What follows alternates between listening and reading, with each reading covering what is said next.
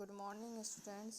आज हम लोग बीकॉम पार्ट 1 में बिजनेस स्टैटिस्टिक हमारा सब्जेक्ट है, उसमें चैप्टर है कलेक्शन ऑफ डाटा। उसमें हम लोग प्राइमरी डाटा और सेकेंडरी डाटा पढ़ रहे हैं। प्राथमिक समंक और द्वितीयक समंक क्या होते हैं।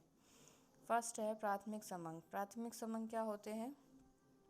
प्राथमिक समंक वे समंक होते हैं जो अनुसंधानकर्ता द्वारा पहली बार एकत्र किए जाते हैं। प्रारंभ से लेकर अंत तक पहली बार बिल्कुल नए सिरे से जो समंक एकत्र किए जाते हैं किसी भी अनुसंधानकर्ता के द्वारा, तो वे समंक प्राथमिक समंक कहलाते हैं।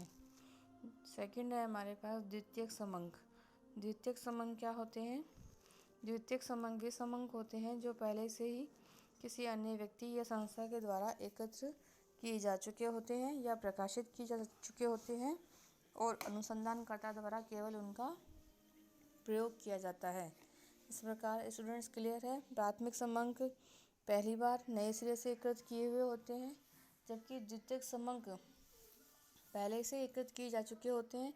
वे प्रकाशित भी हो सकते हैं अथवा अप्रकाशित भी हो सकते हैं, किंतु वह पहले से ही एकत्र हो चुके होते हैं और अनुसंधानकर्ता द्वारा उनका दोबारा रीयूज़ किया जाता है केवल।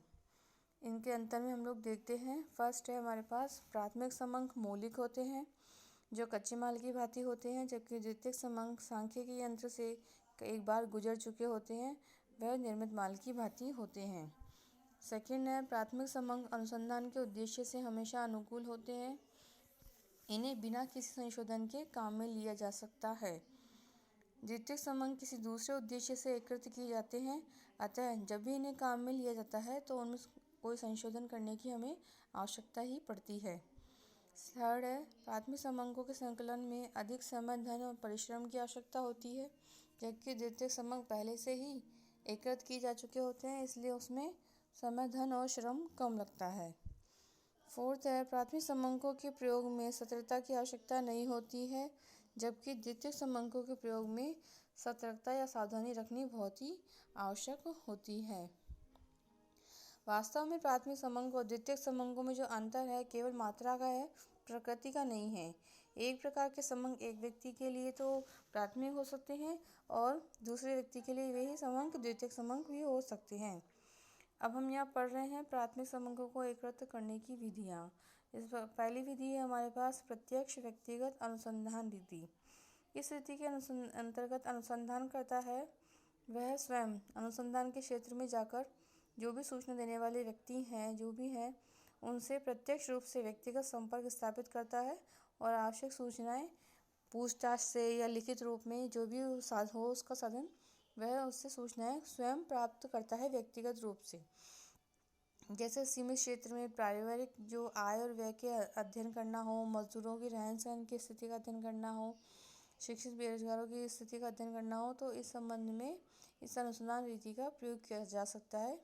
जब हमारे अनुसंधान का क्षेत्र बहुत ही छोटा हो तो ऐसी स्थिति में हम प्रत्यक्ष व्यक्तिगत अनुसंधान का प्रयोग कर सकते हैं, क्योंकि इसमें अनुसंधानकर्ता को व्यक्तिगत रूप से जाना पड़ता है। तो यह उन्हीं दशाओं में उपयुक्त है जहाँ पर अनुसंधान का क्षेत्र बहुत ही सीमित हो। बड़े अनुसंधान के क्षेत्र में यह विधि बिल्कुल भी उपयुक्त नहीं होगी। सेकंड है अप्रत्यक्ष मौखिक अनुसंधान।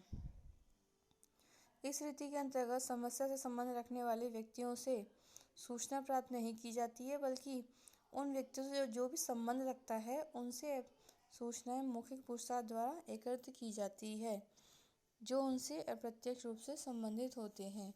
जैसे इस रीति में मजदूरों के रहन सहन की जब भी कोई सूचना प्राप्त करनी होती है तो वह मजदूर से प्राप्त न करके श्रम संघों द्वारा या मिल मालिकों द्वारा मौखिक पूछताछ के आधार पर प्राप्त की जाती है।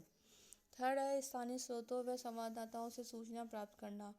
इस रीति के अनुसंधानकर्ता द्वारा विभिन्न स्थानों पर स्थानीय व्यक्ति या विशेष संवाददाता नियुक्त कर दिए जाते हैं जो समय समय पर अपने अनुभव के आधार पर सूचनाएं भेजते रहते हैं।